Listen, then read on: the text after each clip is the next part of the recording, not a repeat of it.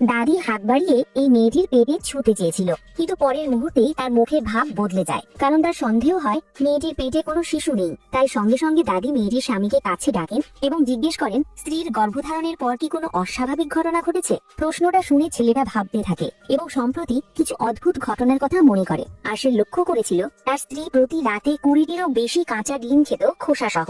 সে ভেবেছিল গর্ভাবস্থার কারণে ক্ষুধা বেশি লাগছে বলেই এমন করছে, তাই আর গুরুত্ব দেয়নি। কিন্তু দাদির কাছে বিষয়টা একদমই স্বাভাবিক মনে হলো না। এরপর দাদি আবার জিজ্ঞেস করেন গর্ভধারণের পর কি তার স্ত্রীর দৃষ্টিশক্তি দুর্বল হয়ে গেছে, সে কি শীতকালে কম্বলের ভেতরে লুকিয়ে ঘুমায়, আর কি একটানা অনেকদিন ধরে ঘুমিয়ে থাকে। এইসব শুনে ছেলেটি ভীষণ অবাক হয়ে যায় এবং জিজ্ঞেস করে দাদি এসব জানলেন কিভাবে। দাদি গম্ভীর কণ্ঠে বলেন পেটে হাত দেওয়ার সময় তিনি বুঝতে পেরেছেন পেটে 1 বা 2টা নয়, বরং অনেকগুলো ছোট সাপের ডিম রয়েছে। এরপর দাদি জানান তাদের পরিবার বহু প্রজন্ম ধরে সাপ পালন করে আসছে, তাই তার ভুল হওয়ার কথা নয়। তবুও ছেলেটির বিশ্বাস হয় না। তখন দাদি তাকে মনে করতে বলেন তার স্ত্রী কিভাবে গর্ভবতী হয়েছিল।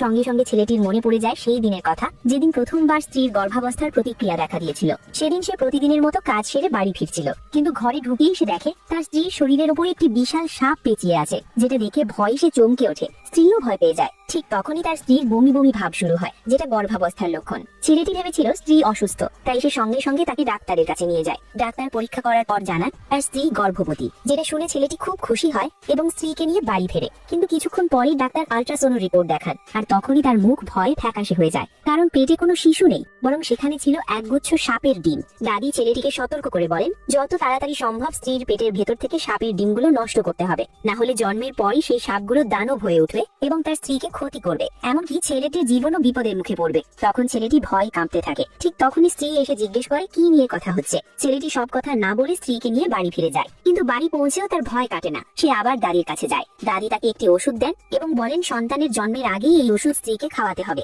নইলে যখন সাপের বাচ্চাগুলো বাইরে আসবে তখন আর কিছুই করার থাকবে না। পরের দিন স্ত্রী জানায় সে তার কাজিনের বাড়িতে গিয়ে সন্তান প্রসব করবে। ছেলেটি বুঝে যায় ওই জায়গাটা আসলে সাপের আড্ডা, কিন্তু তবুও সে স্ত্রীকে কিছু বলতে পারে না। এরপর সেখানে পৌঁছানোর পর খাবার খাওয়ার আগেই স্ত্রীর পেটে তীব্র প্রতিক্রিয়া শুরু হয়, আর কাজিন বলে এখনই প্রসব হবে। কিন্তু ছেলেটি স্পষ্ট দেখতে পায় স্ত্রীর পেটে কোনো শিশু নেই, আছে শুধু সাপের ডিম। তখন সে সিদ্ধান্ত নেয় এই জন্ম সে হতে দেবে না। তাই সে চুপি চুপি দাদির দেওয়া ওষুধ পানিতে মিশিয়ে নেয় আর ডেলিভারি যন্ত্রপাতি হাতে নিয়ে সে ঘরের দিকে এগোয়। কিন্তু দরজা খুলতেই তার সামনে যে দৃশ্যটা ভেসে ওঠে তা তাকে ভেতর থেকে কাঁপিয়ে তোলে। পরের দেরি পার্টের জন্য কমেন্ট করুন।